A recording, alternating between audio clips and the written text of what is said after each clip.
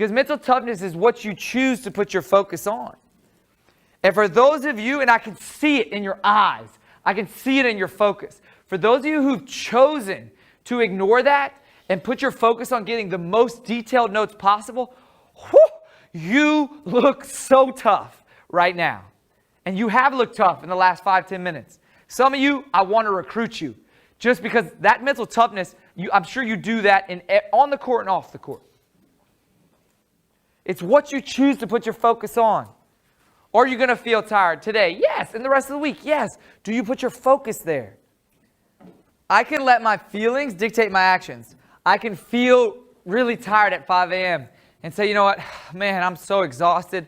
I can't get up and go get that shooting workout in. And that dictates my actions. And then that actions over time dictates your identity. You're a player who kind of just isn't incredibly disciplined and does kind of cut corners. Or you can choose for your identity to impact your actions. When I was your age, I had the identity that I was going to be the best shooter on the floor, hands down, no matter what, in every moment. That was who I did. I was going to be the best ball handler and best shooter, hands down. I was going to be the smallest person, so I had to be the best shooter on the floor. That was my identity. So that impacted my actions. Every morning, I knew, hey, I've got to be the best shooter on the floor. I'm up. 5 o'clock, getting hundreds of shots before school. And then that dictates how you feel.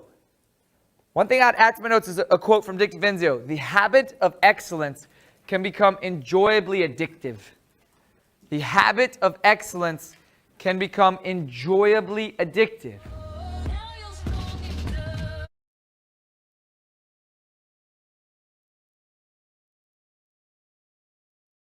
Accepting failure, being okay with not getting the result you want right now is one of the best success strategies. It's very challenging, and it's going to take some mental toughness to respond effectively.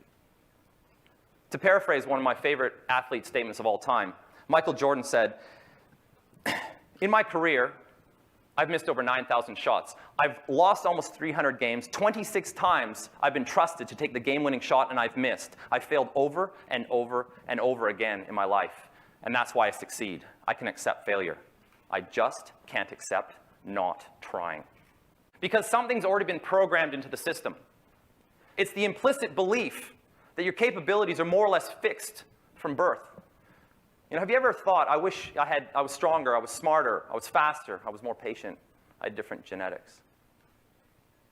When you're in that mindset, you know, that your capability is predetermined and limited, your survival brain is going to say, if I don't think I'm going to succeed, I'm not going to put any effort in. Not very successful. The good news is that Carol Dweck, a professor from Stanford, a lot of people have heard of these days, has demonstrated over the last 500 years?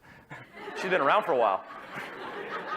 For 25 years, that success and persisting in the face of failure is less about natural ability and more about a can-do attitude. She called it a growth mindset, which is the belief that effort is what creates success, that results are a measure of current competency, which is really a changeable behavioral thing, and that failure is really an opportunity to grow.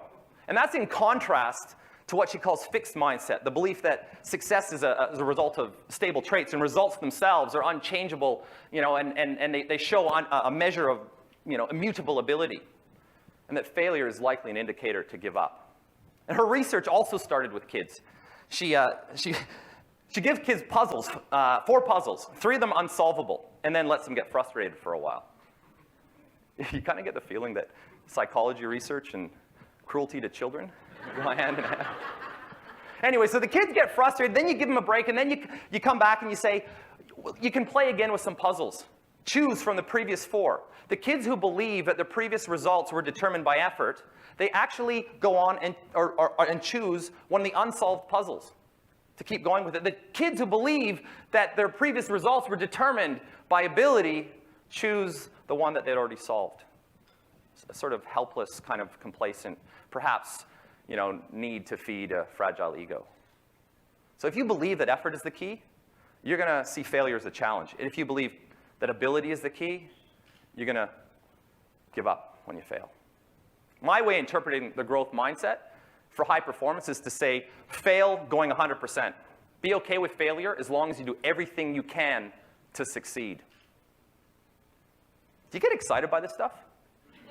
I do. I do because it puts me in the driver's seat. I get to choose. I can get better. You don't need to, though. You could learn to master your emotions. You could change your mindset if you want to, but it's not easy. And this is where mental toughness comes in. And it's, you're going to have to evolve rapidly. You're going to have to make the decisions that are harder to make and act on them.